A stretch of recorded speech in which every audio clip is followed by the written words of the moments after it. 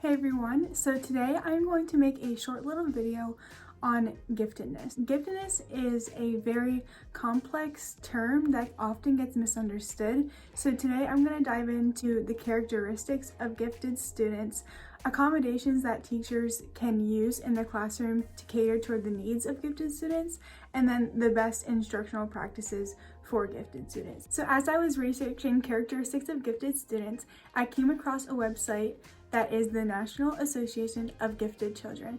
And on this website, it's very informative. I would highly recommend checking it out. But I found a chart that I'm gonna link in the description of this video so you guys can check it out on your own time. I'm just gonna highlight a few of the characteristics that I found from this chart.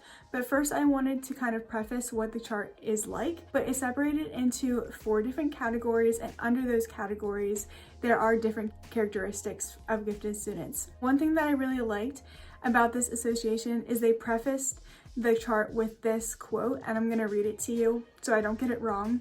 "No gifted individual is exactly the same, each with his own unique patterns and traits. There are many traits that gifted students have in common, but no gifted learner exhibits traits in every area. This list of traits may help you better understand whether or not your child is gifted."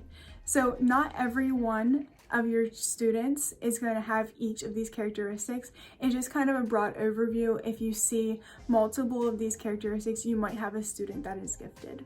So like I said, the chart is split into 4 main categories.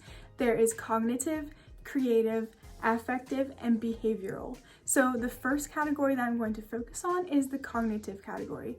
If your student in your classroom has a very large vocabulary, is super independent, they like to do their own work and do it very well, then you might say that that student is gifted. I know that when I interned in a first grade classroom this past semester, I observed a student who was gifted, and she was reading at like a 4th grade level and would get done super fast. She would do her own work independently. So I talked to my internship teacher and she confirmed my observations that that child is gifted. The next category is the creative category. So if your student is very good at fantasizing, they have a keen sense of humor, and are really flexible, those are characteristics of a student who is gifted and in the creative zone.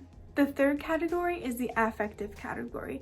If your students have a very big emotional depth and intensity to them, and they have high expectations of themselves and others, if they're very self-aware, and they need consistency, then those are all characteristics of students who are gifted. And the last category on the chart is the behavioral category chart.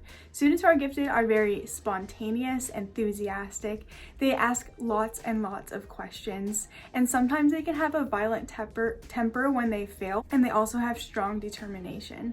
Like the National Association of Gifted Children said, not all gifted children will have all of these different characteristics, but teachers should be constantly observing to see if their students are gifted. If they do observe these characteristics, then they need to make accommodations for these students so they don't get bored in class and they're constantly being challenged. So you might be asking, what general practices or accommodations can I implement into my classroom for gifted students? My first suggestion is to pre-assess them, see what they know and what they don't know. A lot of statistics show that gifted students don't learn anything new in a classroom until January, and you just don't want that for your students. Giving students pre-assessments can show the teacher what the student already knows and how you can create content to challenge that student. Another way to challenge them is to create tiered assignments. Tiered assignments are a great way to differentiate your instruction and assignments to challenge every single student in your classroom. For gifted students, this might look like creating open-ended questions compared to just questions that are like true and false or multiple choice. Another great accommodation is to do flexible seating in your classroom. Gifted students need to be able to move around a lot. They have a high energy level. So letting their energy out through flexible seating is a great way for them to just concentrate more on their work and stay on task. Also, gifted students sometimes have trouble socially interacting, so modeling how to socially interact with other teachers or your principal is a great way to accommodate to those needs for your gifted students. And then lastly, give them problems to solve. These students honestly, they're gonna get bored in your classroom. So giving them that extra challenge and problems to solve is a great way to accommodate to them. When I was researching, doing escape rooms in your classroom, just like little puzzles like that, is a great way to challenge your gifted students. And those are just a couple examples of how to accommodate. I'm going to link another website in the description of this video that will give you more ideas on how to accommodate for those gifted students in your classroom. Having gifted students in your classroom is going to be a challenge for you, but if you as a teacher research the topic and talk to others about how you can best teach these students, it will be possible to teach them and challenge them, and it will be worth it in the end.